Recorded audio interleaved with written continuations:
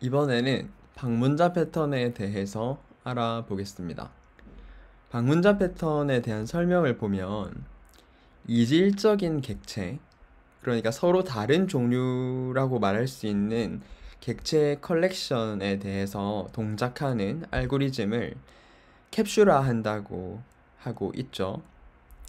그래서 저희가 실제로 다루고자 하는 데이터를 또는 그 데이터에 구현되어 있는 동작들을 직접 수정하지 않고 외부에서 그 데이터에 대해서 여러 알고리즘을 작성하고 확장하는 식으로 유지 보수성을 높이는 그런 패턴입니다.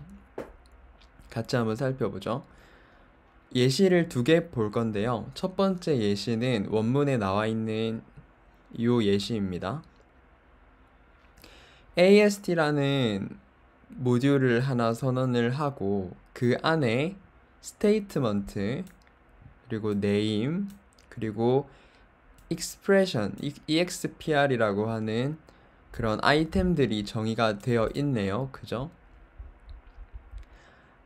이런 구조는 파서나 인터프리터 같은 걸 작성할 때 흔히 볼 수 있는 AST의 노드 종류라고 할 수 있을 것 같은데요. 저희는 이 예시에서 아주 단순화된 버전으로 한번 살펴보겠습니다. STMT, 스테이트먼트 안에는 EXPR이라는 베리언트가 있고 이 EXPR이라는 베리언트는 내부에 EXPR 타입을 감싸고 있습니다. 그리고 그 타입은 여기에 있죠. 그리고 let이라고 하는 베리언트는 name이라는 타입과 EXPR이라는 타입을 내부에 가지고 있어요.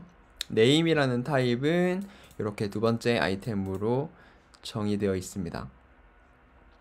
그래서 name이란 거는 그냥 내부에 스트링 하나 가진 간단한 타입이고요. 그리고 EXPR은 이제 더 세부적으로 쪼개져서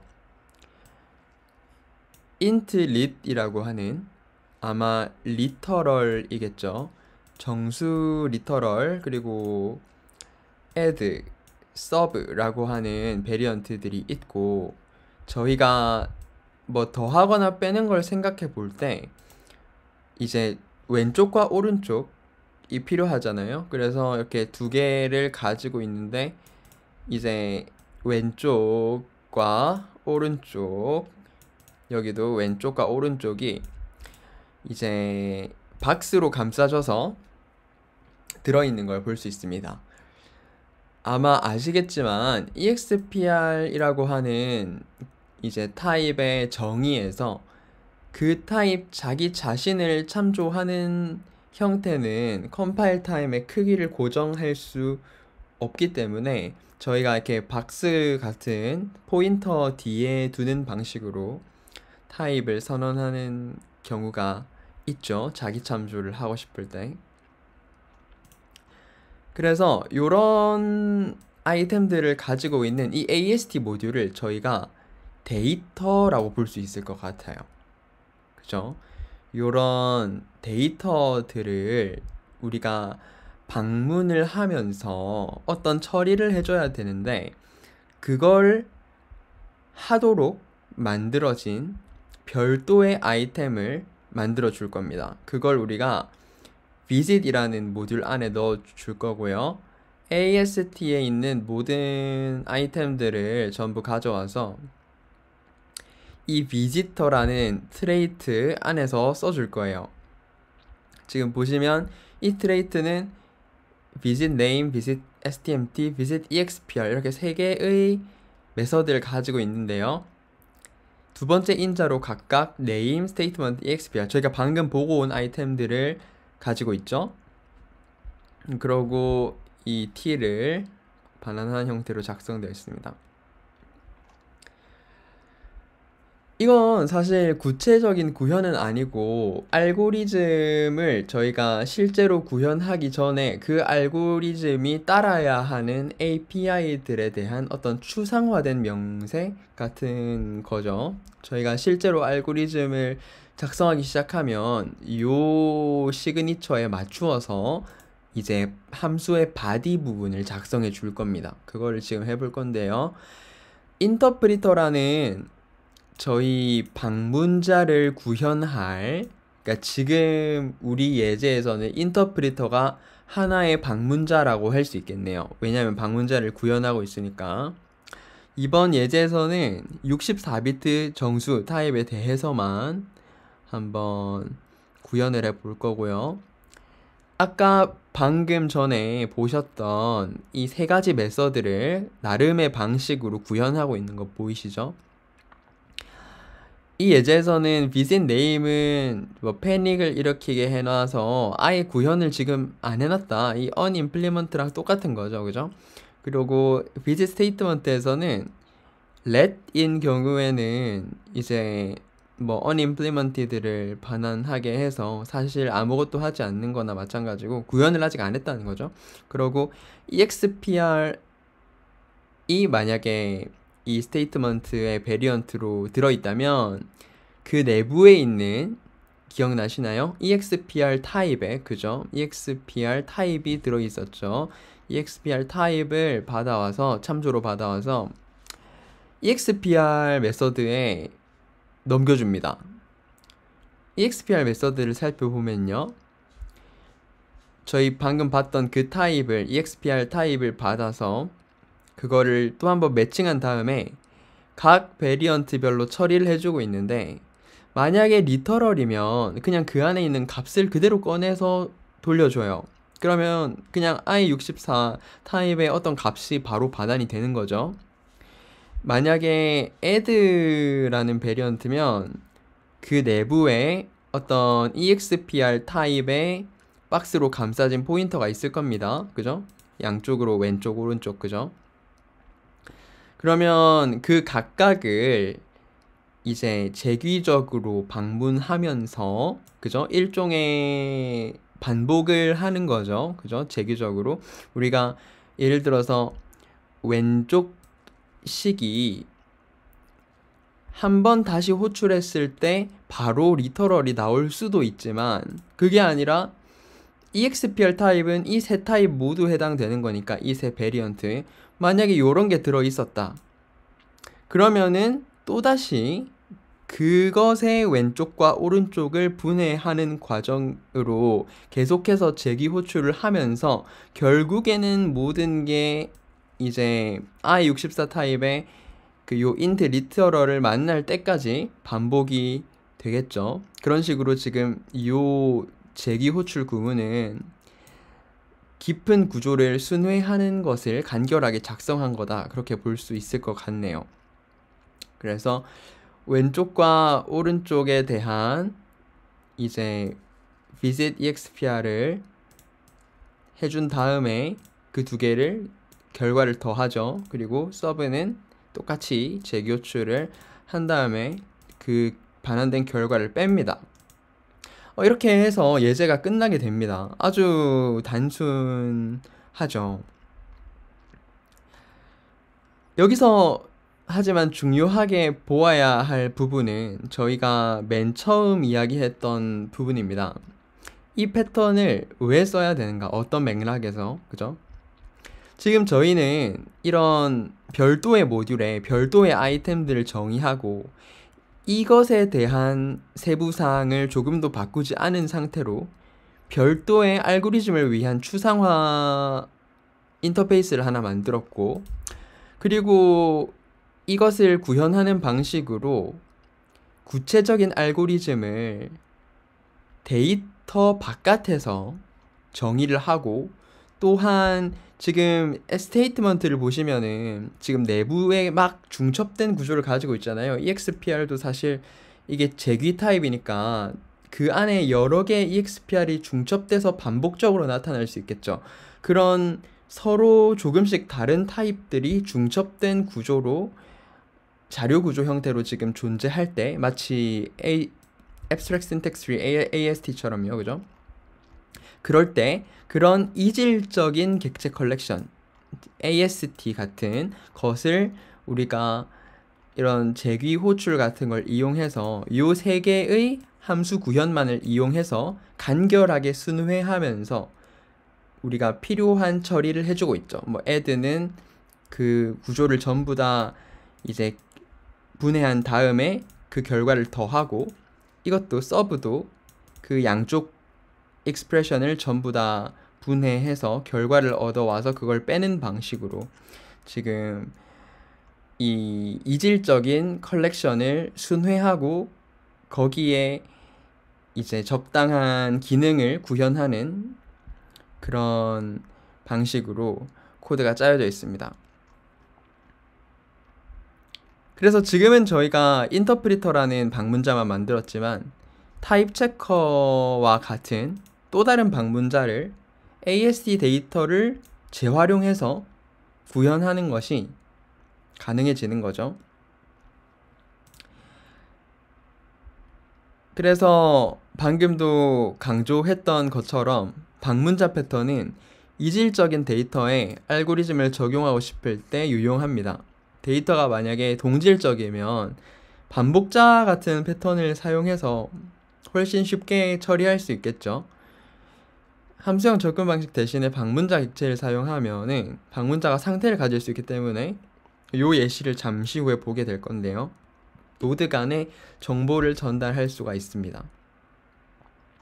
그래서 나머지 부분을 한번 읽어보시고요. 저는 바로 두 번째 예제를 가지고 방문자 패턴에 대한 예시를 한 번 더 알아볼게요. 두 번째 예제는 여기 main.rs 어디냐, 여기 저희 소스의 빈 안에 비지터 디렉토리 안에 main.rs 이거 보시면은 실행해 볼 수 있는데요. 코드가 조금 길이감이 있어서 이거를 이제 다이어그램 형태로 제가 조금 옮겨 봤어요. 요거부터 같이 한번 보고 이야기를 해보도록 합시다. 저희가 지금 방문자 패턴을 보면서 반복적으로 나오는 단어들이 있죠. 데이터는 그대로 놔두고 그 데이터를 사용하는 알고리즘을 외부에서 확장하는 방식으로 이 패턴을 디자인한다는 거죠.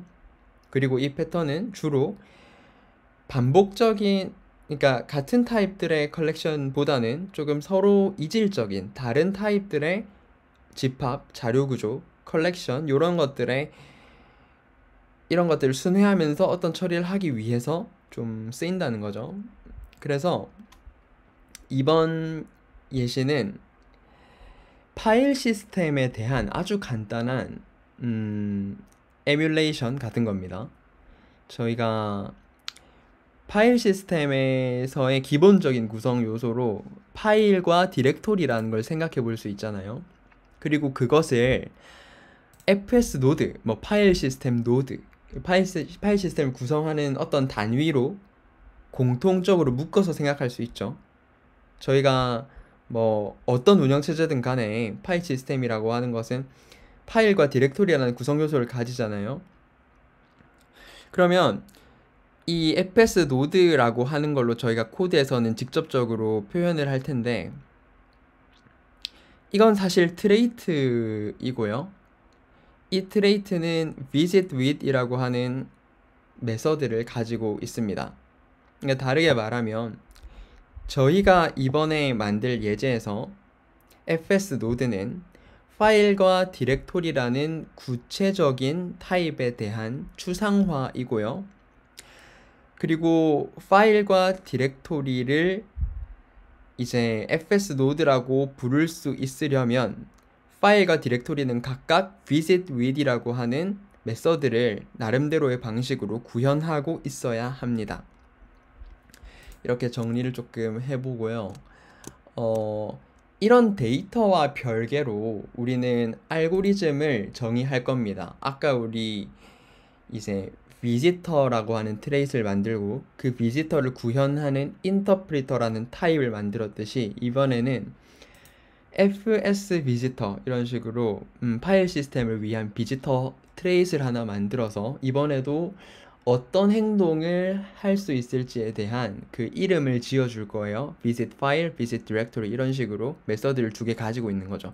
그러고 이 fs visitor를 구현하고 있는 실제 알고리즘을 담고 있는 타입이 두 개가 있습니다. 첫 번째는 size calculator고 두 번째는 tree printer인데 아마도 이 visit 파일과 visit 디렉토리를 나름대로의 방식으로 나름대로의 용도에 맞게 구현하고 있겠죠. 그래서 전체적인 구조는 이렇고요. 우리가 이질적인 데이터들의 컬렉션이라고 하는 문장도 이번에도 마찬가지로 반영이 되게 되는데요. 이번에는 디렉토리와 파일을 묶어서 fs 노드로 볼 수 있는 거니까 이 fs 노드라는 트레이스를 구현한 어떤 타입이라는 표현을 타입 시스템상에서 러스트에서는 트레이트 객체 같은 걸로 많이 표현을 할 수 있잖아요. 이렇게 다인 fs 노드 이런 식으로요. 그거를 박스로 감싸서 벡터에 저장하는 식으로. 그렇다면 이 벡터는 사실 내부적으로 파일도 저장할 수 있고 디렉토리도 저장할 수 있는 그런 배열이 되는 거죠. 그리고 그것을 visit with를 가지고 순회를 해 볼 겁니다. 그래서 설명이 조금 길었던 것 같은데요. 바로 한번 살펴보죠. 방금 말씀드린 것처럼 fs 노드가 있어요. visit with라는 메서드가 정의되어 있고요. 그리고 fs visitor라고 하는 트레이스를 구현하는 어떤 타입이 이 두 번째 인수로 들어올 겁니다. 저희가 다인 din이라는 키워드를 트레이트 앞에 붙여주고 그걸 포인터 뒤에 놓는 방식으로 트레이트 객체 표현을 할 수 있죠. 그러고 그 다음으로 파일과 디렉토리를 정의해 주었습니다. 이 예시에서는 파일은 이름을 가지고 있고 사이즈를 가지고 있고요. 디렉토리는 이름을 가지고 있고 그 디렉토리에 포함된 엔트리들, 포함된 아이템들을 가지고 있어요. 그리고 그 아이템들은 fs 노드를 구현한 어떤 타입의 벡터로 표현이 됩니다. 그러니까 달리 말하면 이 디렉토리 안에는 디렉토리도 들어올 수 있고 파일도 들어올 수 있다. 왜냐하면 파일과 디렉토리 모두 fs 노드이니까, 달리 말하면 fs 노드를 구현하고 있는 타입이니까 그렇게 생각해 볼 수 있겠습니다. 그래서 그 밑에 비지터도 정의를 해주고요. 비지터는 visit 파일, visit 디렉토리 있는데 파일과 디렉토리, 지금 위에서 선언한 이 두 객체를 각각 두 번째 인수로 넘겨주는 형태로 시그니처가 작성되어 있어요. 그러고 파일에 대해서 fs 노드를 구현하는 거, 디렉토리에 대해서 구현하는 거는 정말 심플합니다. 이 두 번째로 받아온 비지터, 이 트레이트 객체에 반드시 존재할 수밖에 없는 요 두 메서드를 각각 호출하는 거죠. 파일에 대해서는 visit 파일을 호출하고 요 부분이죠. 그리고 비지터에 대해서는 visit 디렉토리를 호출합니다. 이 visit with라는 거를 호출했을 때 말이에요. 그래서 저희가 이제는 실제로 비지터를 구현하고 있는 알고리즘에 대해서 한번 살펴볼게요. 첫 번째 비지터 객체는 사이즈 캘큘레이터라는 친구입니다. 말 그대로 사이즈를 합산하는 친구예요. 내부적으로 아까 저희가 봤던 이 어디있죠? 요거 방문자 객체를 사용하면 방문자가 상태를 가질 수 있다는 표현이 요 표현이죠. 토탈이라고 하는 상태를 내부에 가지고 여기에 뭔가를 저장하고 누적해 나가겠죠. 그죠? 그렇게 해서 먼저 간단하게 생성자와 토탈을 꺼내볼 수 있는 메서드 정의해주고요. 그러고 fs 비지터를 본격적으로 구현을 합니다.